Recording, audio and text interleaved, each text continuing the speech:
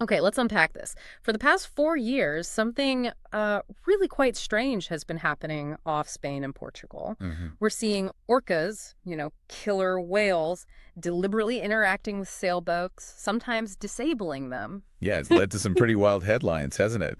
Orca Uprising, killer whale revenge. Exactly, which grab your attention, but maybe don't tell the whole story.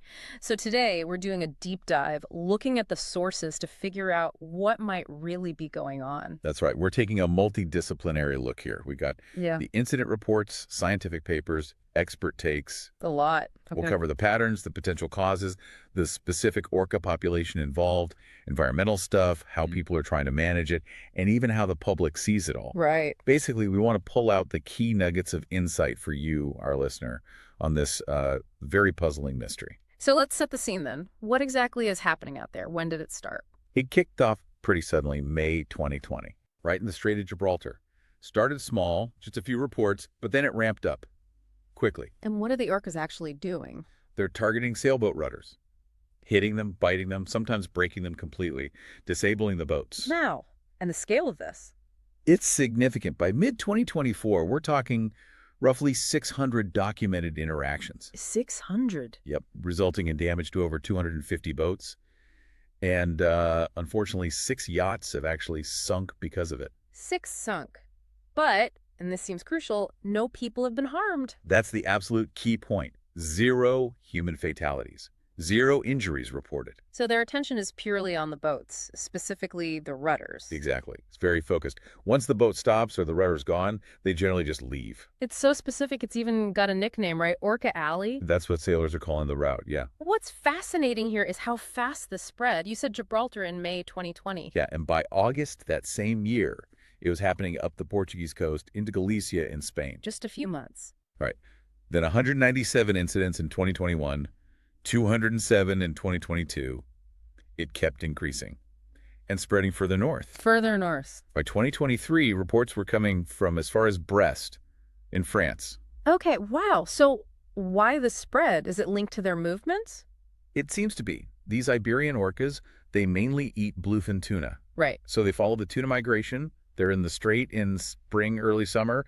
Then they head north along the coast. Ah, so they overlap with sailing routes during the warmer months. Precisely. When you have lots of cruising yachts out there and the orcas are there for the tuna, that's when we see the peaks. And it's mostly certain types of boats being targeted? Seems so. Mostly medium-sized sailing yachts, like 10 to 15 meters, and especially boats with those spade-type rudders, the ones that are sort of exposed underneath. Gotcha. Once a boat stops, they lose interest. Yep. Job done, apparently. They just swim off. Okay, so we know the what, where, when, but the big question, the mystery, is why. Why did this start? That's the core of it, isn't it? Here's where it gets really interesting, because the theories are quite varied. They really are. And scientists are looking at several possibilities. One you hear a lot about, the one that fueled those revenge headlines, is trauma-triggered defensive behavior. Okay, tell me about that. The idea, pushed by biologist Alfredo Lopez Fernandez, centers on one specific female orca, nicknamed White Gladys. White Gladys. Yeah. The hypothesis is she might have had some kind of traumatic event, a collision with a boat maybe, or getting tangled in fishing gear, a critical moment of agony, as he put it. Oof. And that trauma triggered a defensive reaction toward boats. Lopez Fernandez feels this theory gains more strength every day. And other orcas picked it up from her. That's the social learning aspect. Younger orcas have been seen watching the older ones, like White Gladys, during these interactions, copying them. It looks like classic cultural transmission in animals. So a learned behavior spreading through the pod, starting from a negative experience, that's one angle, but I heard there's also a playful theory. Exactly. That's the social learning and play hypothesis, or sometimes called the fad hypothesis. A fad, like among orcas. Kind of. Orcas are super smart, very curious. They're known to invent games. Remember the Pacific Northwest orcas carrying salmon on their heads like hats in the 80s? Oh yeah, I remember reading about that. Bizarre. Well, this could be something similar. Maybe they just discovered that interacting with rudders is interesting. It moves, it makes noise, it gives tactile feedback. Like a big interactive toy? Potentially. Dr. Deborah Giles, another researcher, points out how incredibly curious and playful they can be. She thinks it might be more of a play thing. And the videos support that. Their demeanor. Often, yeah. They look quite calm, methodical, not frenzied or aggressive. which fits better with play or curiosity than, say, outright attack. So maybe it's just the latest orca trend that's unfortunately causing a lot of damage. Okay, so trauma or play. What else is on the table? Does food come into it? They're hunting? Definitely a possibility. That's the prey-related frustration idea. Okay. Remember, they specialize in bluefin tuna, and tuna stocks have been under pressure. Right. Overfishing. So one thought is maybe they're frustrated. Fewer tuna, more competition from fishing boats. Yeah.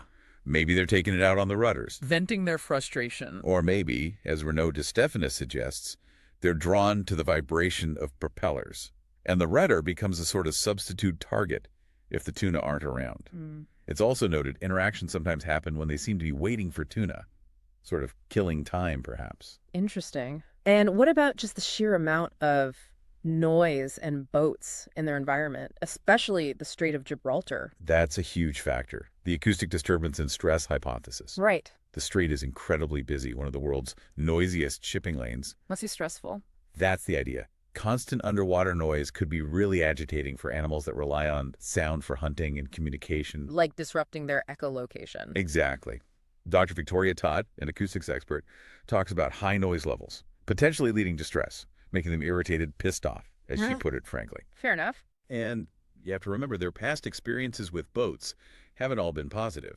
Fishing gear entanglement, ship strikes. Wow. 2 orcas from this population actually died from collisions recently. Right. Oh. So maybe it's not aggression at humans, but aggression born of stress towards the objects they associate with disturbance.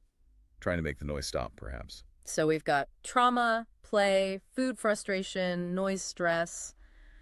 Any consensus starting to form, or is it still wide open?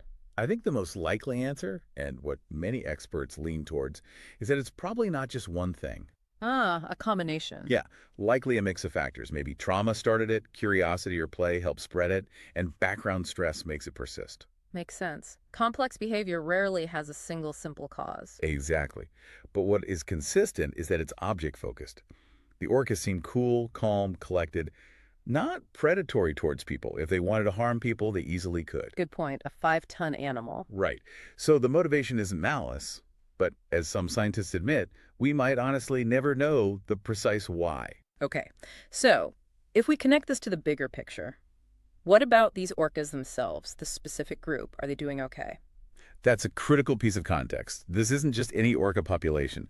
They are a small, genetically distinct subpopulation. How small? Critically endangered. Only about 45 to 50 individuals left. Wow, that few. Yes. And they live in those tight-knit matriarchal groups. Knowledge gets passed down from older females, like white Gladis, potentially. So the ones doing this boat interaction, it's a significant chunk of the whole population. It is. Research suggests about 15 individuals, the Gladises, as they're sometimes called, are the ones repeatedly involved. 15 out of 50, that's nearly a third. Roughly, yeah. A significant portion is engaging in this, while the others apparently avoid vessels. And their diet makes them vulnerable too, right? You mentioned the tuna. Extremely vulnerable. They are specialists. They only eat bluefin tuna, pretty much. They don't hunt seals or other whales like some orcas do. So if tuna numbers drop, It hits them hard. Add to that pollution, noise, ship strikes, getting caught accidentally in fishing gear by catch. it sounds like they're under a lot of pressure. They really are. 4 Iberian orcas have died just since 2020 from these kinds of human impacts. So this whole situation, it's really a human-wildlife conflict born from environmental stress. That's a very accurate way to put it. And again, important to stress, no wild orca attack on a human ever recorded in Spain. They're protected. Humans, from their perspective, have been the source of danger. Right. Okay, so given how sensitive this all is, what are sailors supposed to do? How do you navigate this? Well, authorities and sailing groups have put out quite a bit of guidance.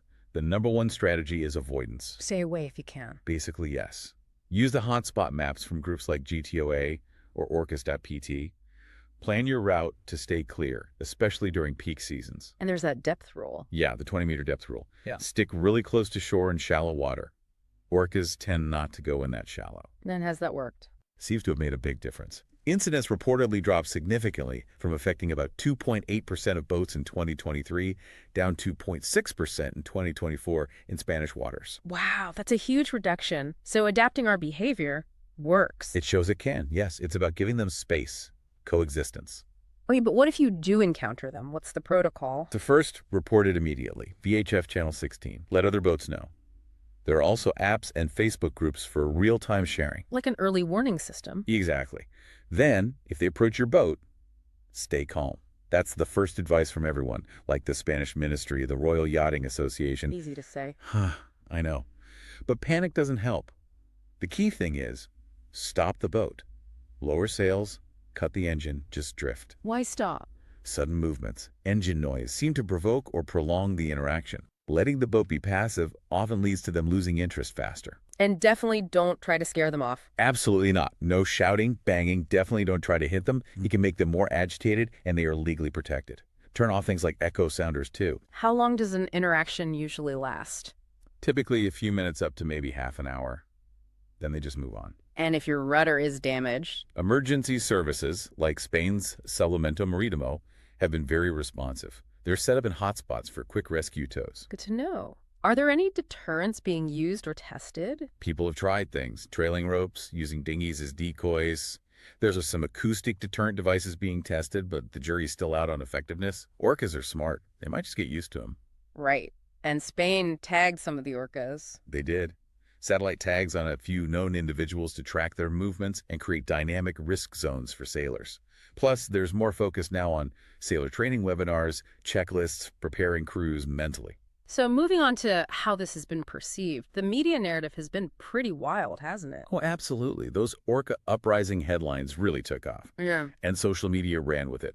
Orca comrades, the Orca revolution. Anthropomorphizing them as rebels, especially white Gladis. Exactly. Which is catchy, but scientists got worried. Using loaded words like attack could create fear or lead to calls for harmful actions against the whales. Yeah, I saw that open letter from researchers urging neutral language, like interactions. Right, to try and keep the focus on understanding, not reacting with hostility. This raises an important question about balancing public engagement with scientific accuracy. But has the spotlight helped in any way? Definitely. It's massively raised awareness for this critically endangered population. People who'd never heard of Iberian orcas now know about them. And it probably pressured authorities to act faster on things like the tagging. And surprisingly, many sailors who've had their boats damaged seem quite understanding. It is remarkable. Many express empathy, recognizing they're in the orca's home. There's less anger than you might expect, which is quite telling. So looking ahead, it's clear there's still a lot we don't know. What are the big research questions now? Well, confirming any of those hypotheses, trauma, play, stress is still needed. They're mostly speculative. So more data needed.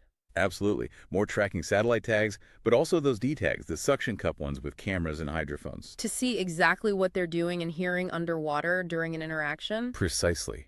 Also, more acoustic monitoring.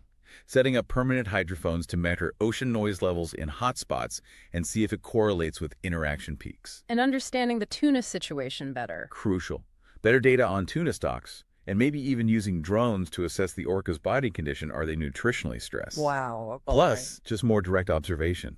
Research vessels, drones, filming encounters to understand the social dynamics. Maybe even controlled experiments with decoy rudders or something. It sounds like it needs a real team effort. Totally. Marine biologists, acoustics experts, engineers, fishing industry, maritime authorities. Everyone needs to pool data and expertise. The International Whaling Commission is pushing for exactly that. Well, this has certainly been one of the most fascinating and unique human-wildlife stories I've come across. A truly novel behavior. It really is. The story of White Gladis and her pod, whatever the ultimate explanation, is still unfolding.